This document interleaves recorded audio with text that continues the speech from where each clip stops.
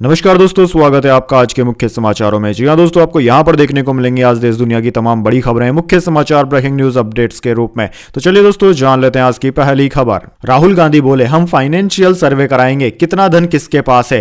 किसान दिल्ली जा रहे हैं, उन्हें छर्रे टीयर गैस के गोले मारे जा रहे हैं। जी हाँ दोस्तों, कांग्रेस सांसद राहुल गांधी की न्याय यात्रा गुरुवार को बिहार के औरंगाबाद पहुंची। सभा में राहुल गांधी ने पूछा कि आपका मूड कैसा है। किसान दिल्ली जा रहे हैं, उन्हें छर्रे टीयर गैस के गोले मारे जा रहे हैं। 2 दिन पहले मेरी किसानों से बात हुई, ये भाजपा आरएसएस वाले नफरत फैला रहे हैं। मणिपुर को जला दिया गया, गरीबों को यहां न्याय नहीं मिलेगा। उन्होंने कहा कि जातीय जनगणना एक्सरे है, इससे पता चल जाएगा कि ओबीसी कितने हैं, आदिवासी कितने हैं और दलित कितने हैं। फिर हम फाइनेंशियल सर्वे कराएंगे, बताएंगे कि किसके हाथ में कितना धन है, पिछड़ों के पास कितना है, 1% के हाथ में कितना धन है। वहीं दोस्तों राहुल गांधी ने कहा कि अमीरों का 14 लाख करोड़ रुपए कर्जा माफ किया गया, नरेगा को चलाने के लिए सिर्फ 70,000। सभी अमीरों ने कहा कि यह जाया हो रहा है। फिर 14 लाख करोड़ रुपए 10-15 अमीरों का माफ कर दिया गया। राहुल गांधी ने कहा कि 650 हाईकोर्ट के जज हैं, जिनमें से 100 सिर्फ 73% वाले ओबीसी एससी एसटी के हैं। जीएसटी आप देते हो 18% देते हो, 18% अडानी भी देते हैं। आपकी आमदनी 50,000 जबकि अडानी की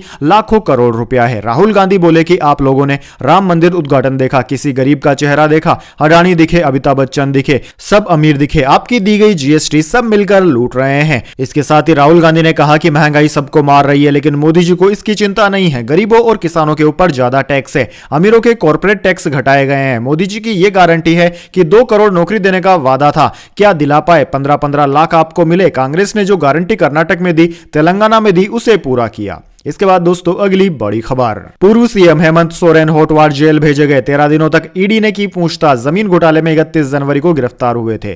जी हां दोस्तों, झारखंड के पूर्व सीएम हेमंत सोरेन को न्यायिक हिरासत में रांची की होटवार जेल भेज दिया गया। ईडी ने 13 दिन के रिमांड के बाद गुरुवार को हेमंत को कोर्ट में पेश किया। ईडी ने रांची के बड़गाई में 8.46 एकड़ जमीन को लेकर हुए मनी लॉन्ड्रिंग मामले में पूर्व सीएम हेमंत सोरेन को 31 जनवरी को गिरफ्तार किया था। इसके बाद उन्हें 1 फरवरी को पीएमएलए के विशेष न्यायाधीश दिनेश राय की अदालत में पेश किया गया। गिरफ्तारी से लेकर बुधवार तक ईडी ने हेमंत सोरेन से 13 दिनों तक पूछताछ की। 3 बार में ईडी को 13 दिनों की रिमांड मिली थी। 2 बार 5-5 दिन की, फिर 3 दिन की रिमांड ईडी को दी गई थी। इसके बाद दोस्तों जान लेते हैं अगली खबर। दिल्ली के गाजीपुर बॉर्डर तक पहुंचे किसान। हरियाणा के सबसे बड़े किसान संगठन ने भी किया आंदोलन का सपोर्ट। जी हां दोस्तों, किसानों का आंदोलन आज तीसरे दिन भी जारी रहा। हरियाणा पंजाब सीमाओं पर बड़ी संख्या में किसान डटे हुए हैं। दिल्ली से सटी हरियाणा और यूपी की सीमाओं पर भी पुलिस का सख्त पहरा है। आंदोलनकारी किसानों को रोकने के लिए पुलिस ने कई लेयर की बैरिकेडिंग कर रखी है। किसानों के आंदोलन को खत्म कराने के लिए सरकार कई बार वार्ता कर चुकी है। इसी बीच गुरुवार को पहली बार यूपी की तरफ से भी किसान दिल्ली कूच करने निकल गए। हालांकि पुलिस ने उन्हें रोक लिया और बस में भरकर ले गई। ये किसान यूपी के गाजियाबाद की तरफ से गैस सिलेंडर और राशन लेकर गाजीपुर बॉर्डर पहुंचे थे। वहीं हरियाणा के सबसे बड़े किसान संगठन ने भी आंदोलन के समर्थन का ऐलान किया है। इसके बाद दोस्तों अगली बड़ी खबर, सुप्रीम कोर्ट ने इलेक्टोरल बॉन्ड पर लगाई रोक। 13 मार्च को पता चलेगा किस पार्टी को किसने कितना चंदा दिया है। जी हां दोस्तों, लोकसभा चुनाव से कुछ दिन पहले सुप्रीम कोर्ट ने गुरुवार को 6 साल पुरानी इलेक्टोरल बॉन्ड स्कीम पर तत्काल प्रभाव से रोक लगा दी है। सुप्रीम कोर्ट ने कहा है कि यह स्कीम असंवैधानिक है। बॉन्ड को गोपनीयता बनाए रखना असंवैधानिक है। यह स्कीम सूचना के अधिकार का उल्लंघन है। अब 13 मार्च को पता चलेगा कि किस पार्टी को किसने कितना चंदा दिया। वहीं दोस्तों कोर्ट ने इलेक्शन कमीशन से 13 मार्च तक अपनी ऑफिशियल वेबसाइट पर इलेक्टोरल बॉन्ड स्कीम की जानकारी पब्लिक करने के लिए कहा है। इस दिन पता चलेगा कि किस पार्टी को किसने कितना चंदा दिया। यह फैसला 5 जजों ने सर्वसहमति से सुनाया। वहीं दोस्तों चीफ जस्टिस ने कहा कि पॉलिटिकल प्रोसेस में राजनीतिक दल अहम यूनिट होते हैं। वोटर्स को चुनावी फंडिंग के बारे में जानने का अधिकार है, जिससे मतदान के लिए सही चयन होता है। 2018 से अब तक इलेक्टोरल बॉन्ड के जरिए सबसे ज्यादा चंदा भाजपा को मिला है। 6 साल में चुनावी बॉन्ड से भाजपा को 6,337 करोड़ की चुनावी फंडिंग हुई। वहीं कांग्रेस को 1,108 करोड़ रुपए चुनावी चंदा मिला है। इसके बाद दोस्तों जान लेते हैं अगली खबर, अजीत पवार गुट ही असली एनसीपी। शरद गुट को महाराष्ट्र के स्पीकर का झटका। जी हां दोस्तों, एनसीपी विधायकों की अयोग्यता मामले में स्पीकर राहुल नार्वेकर ने अपना फैसला सुना दिया। उन्होंने शरद पवार गुट को करारा झटका देते हुए अजीत पवार गुट को ही असली एनसीपी करार दिया है। उन्होंने कहा है कि निर्विवाद रूप से अजीत पवार के पास 41 विधायकों का विधायी बहुमत है। स्पीकर ने अपना फैसला सुनाते हुए यह अहम टिप्पणी की। इसके बाद दोस्तों अगली बड़ी खबर, आरबीआई की सख्ती के बाद ईडी ने पेटीएम के अधिकारियों से की पूछताछ, मांगे कई अहम डॉक्यूमेंट।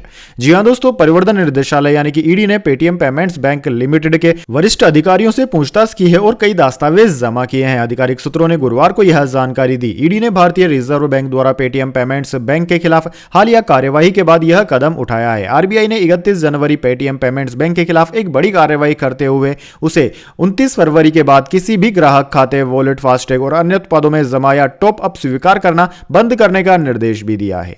इसके बाद दोस्तों जान लेते हैं अगली खबर, महुआ मोइत्रा को ईडी ने किया तलब, एफईएमए से जुड़े मामले में पूछताछ के लिए बुलाया। जी हां दोस्तों, तृणमूल कांग्रेस की नेता और पूर्व सांसद महुआ मोइत्रा की मुश्किलें बढ़ती ही जा रही है। परिवर्तन निदेशालय ने एफईएमए यानी कि फॉरेन एक्सचेंज मैनेजमेंट एक्ट से जुड़े एक मामले में उन्हें पूछताछ के लिए तलब किया है। जांच एजेंसी ने महुआ मोइत्रा को सोमवार को नई दिल्ली में असेंबली कार्यालय में उपस्थित होने के लिए तलब किया। पूछताछ के लिए 19 फरवरी की तिथि तय की गई है। मोइत्रा को कारोबारी दर्शन हीरानंदानी से कथित तौर पर कीमती तोहफे लेने और उनके साथ सनसन की वेबसाइट की यूजर आईडी और पासवर्ड शेयर करने के आरोप में पिछले साल 8 दिसंबर को अनैतिक अनाचार का दोषी ठहराया गया था और लोकसभा से उन्हें निष्कासित कर दिया गया था।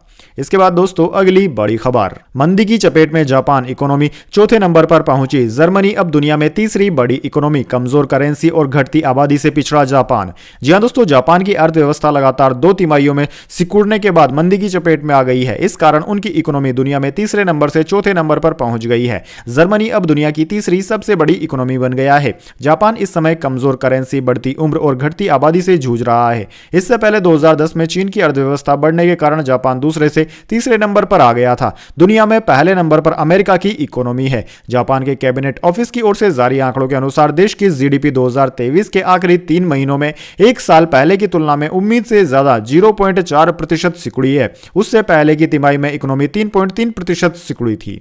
इसके बाद दोस्तों जान लेते हैं अगली खबर, नेशनल कॉन्फ्रेंस जम्मू कश्मीर में अकेले चुनाव लड़ेगी। फारूक अब्दुल्ला के ऐलान के बाद पूर्व मंत्री भाजपा में शामिल आम आदमी पार्टी टीएमसी भी दे चुके हैं इंडिया को झटका। जी हां दोस्तों, लोकसभा चुनाव 2024 से पहले इंडिया गठबंधन से एक और पार्टी दूरी बना रही है। जम्मू कश्मीर की पार्टी नेशनल कॉन्फ्रेंस के अध्यक्ष और पूर्व मुख्यमंत्री फारूक अब्दुल्ला ने गुरुवार यानी कि 15 फरवरी को कहा कि पार्टी अपने बलबूते पर चुनाव लड़ेगी। इससे पहले दिल्ली, पंजाब में आम आदमी पार्टी और पश्चिम बंगाल में ममता बनर्जी भी अकेले चुनाव लड़ने का ऐलान कर चुकी है। श्रीनगर से सांसद फारूक अब्दुल्ला ने कहा कि राज्य में विधानसभा चुनाव भी लोकसभा चुनाव के साथ हो सकते हैं। वहीं दोस्तों किसानों के आंदोलन पर उन्होंने कहा कि पिछली बार के किसान आंदोलन में करीब 750 किसानों की जान गई थी। इसके बाद यूपी के चुनाव से पहले केंद्र ने तीनों किसान बिल वापस ले लिए थे। इसके बाद दोस्तों जान लेते हैं अगली खबर, टीएमसी सांसद मिमी चक्रवर्ती ने ममता को इस्तीफा सौंपा, कहा स्थानीय नेताओं से मतभेद है, राजनीति मेरे बस की नहीं। जी हां दोस्तों, जावदपुर से टीएमसी सांसद और एक्ट्रेस मिमी चक्रवर्ती ने अपने पद से इस्तीफा देने की इच्छा जताई है। मिमी ने 13 फरवरी को अपना इस्तीफा पश्चिम बंगाल की मुख्यमंत्री ममता बनर्जी को सौंप दिया था। हालांकि ममता की तरफ से उनका इस्तीफा एक्सेप्ट नहीं हुआ है। मिमी का कहना है कि वे पार्टी के स्थानीय नेताओं के साथ मतभेद के चलते यह फैसला ले रही है। गुरुवार को मिमी ममता से मिलने राजभवन पहुंची थी, जहां ममता ने उन्हें आश्वासन दिया कि वह मसलों पर ध्यान देंगी। इसके बाद दोस्तों जान लेते हैं अगली खबर, महंगाई दर से लड़ाई अंतिम दौर में, 7% की ग्रोथ रेट से बढ़ेगी भारत की अर्थव्यवस्था, आरबीआई गवर्नर ने कहा। जी हां दोस्तों, भारतीय रिजर्व बैंक के गवर्नर शक्तिकांत दास ने गुरुवार को कहा कि खाद्य कीमतों की तरफ से बार बार झटके लगने और भू राजनीतिक मोर्चे पर नए तनाव पैदा होने से मुद्रास्फीति से निपटने की राह में चुनौतियां पैदा होती है। दास ने यहां 59वें सीसेन गवर्नर सम्मेलन को संबोधित करते हुए कहा कि हम मुद्रास्फीति में गिरावट के अंतिम चरण से निपटने के लिए सतर्क हैं, क्योंकि यह अक्सर सफर का सबसे मुश्किल दौर होता है। हमारा दृढ़ मत है कि स्थिर और निम्न मुद्रास्फीति स्थायी आर्थिक वृद्धि के लिए जरूरी आधार देगी।